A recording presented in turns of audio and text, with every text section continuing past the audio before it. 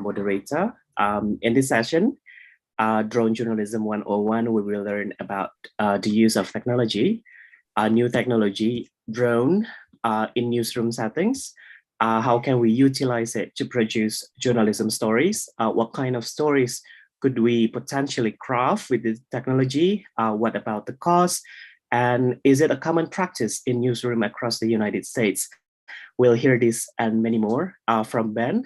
And this session is part of the Data and Computational Journalism Conference, the first in Indonesia, Indonesia's first and leading data journalism conference, highlighting best practices of data journalism, exploring new emerging technologies, showcasing stories, exchanging knowledge between experts from the US, like Ben, Indonesia, Australia, Sweden, England, Nepal, and many more.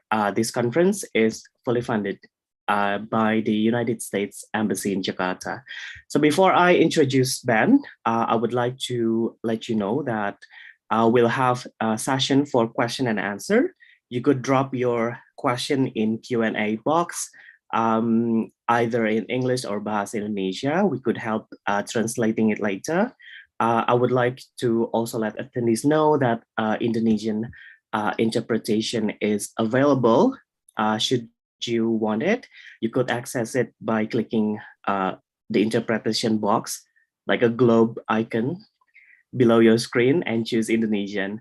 Untuk Bapak Ibu hadirin yang hendak mengikuti sesi ini dalam bahasa Indonesia, Ibu Bapak dapat mengakses penerjemah.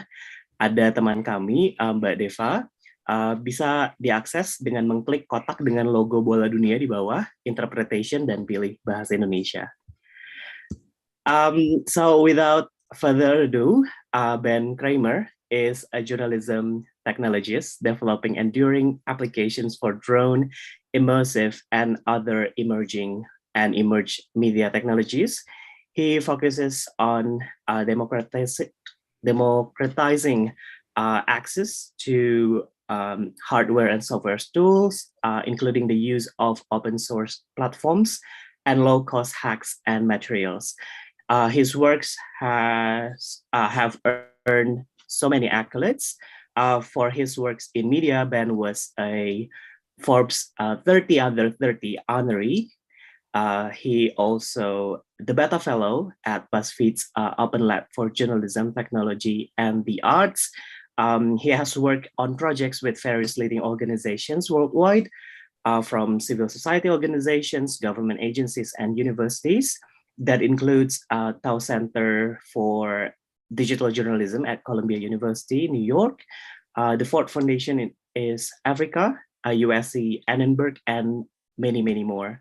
His incredible works have been covered by National Public Radio, NPR, Al Jazeera, The Washington Post, and other global media outlets. So without further ado, Ben, the floor is yours. Okay, I will share screen, and can you see my title slide? Great. You can okay. See it. Hello, everybody. Thank you, Rio, for the introduction and for the entire conference team. I know that this conference, it's interesting that it's happening now. I mean, I know it's been in the works for a long time. So it's great that everything's unfolding, and here we are, and here I am to talk to you about drones, something that I've been working on now for about 10 years, or working with for about 10 years. So my title changes all the time, I guess. I'm an independent journalism technologist, an independent creative technologist. To be honest, in some situations, it depends on who I'm talking to. But in essence, the work I do focuses on using new technologies that are, I like to think at least, accessible relatively simple, and relatively inexpensive. So a lot of times with new technologies, they're hard to use, they are very expensive, and I like to find ways to do things inexpensively, cheaply, and in that sense, accessibly, so that, you know, myself, journalists, other digital creatives, so that you can use these tools now. I focus on emerging tech to figure out and also to do active, ongoing stories from new and different perspectives. I like to try to find stories that perhaps could not have been told before, and that we can, use a drone, say, to tell a story that just wasn't possible to tell it either in a new way or from a certain perspective. How can we use technologies to tell stories that we just couldn't tell before?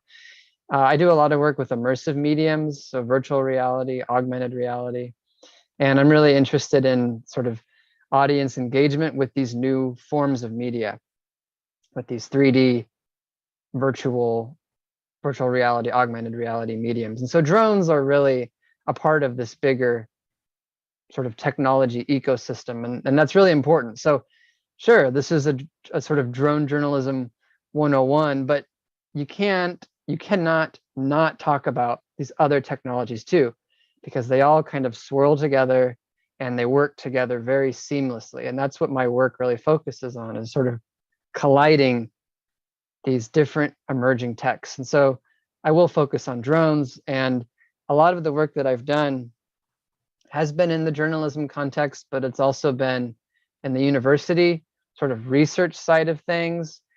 In some cases, sort of literally journalism research, working with journalism scholars. How do we use drones for journalism? Or in other situations, it's more of an applied form of research. So like I work with archaeologists every summer. In fact, in a week, I will be traveling to Turkey for the sixth or seventh time to do archaeology fieldwork with drones.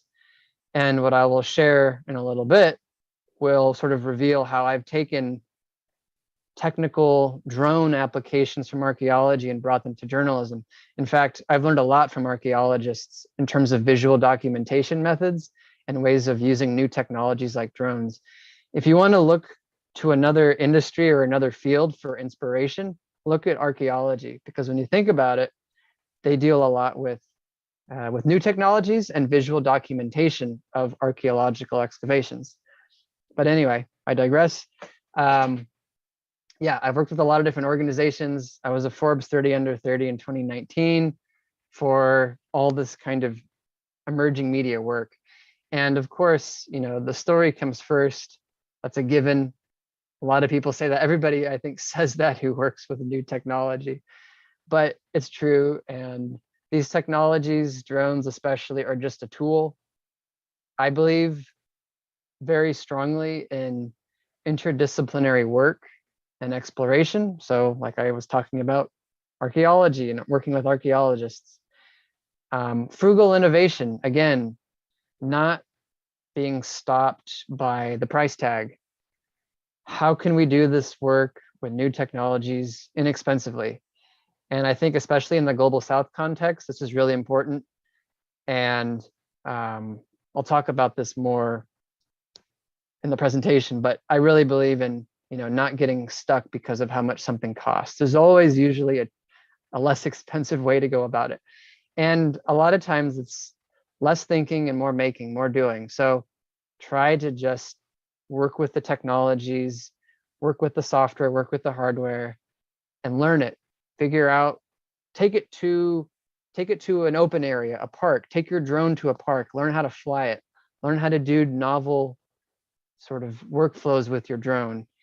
Just use it. That's kind of my point. And I use a lot of different technologies, and a lot of what I've done in figuring them out has been on my own. And it's through that process of learning by doing, both in a purely sort of professional context, but also, again, just taking it out into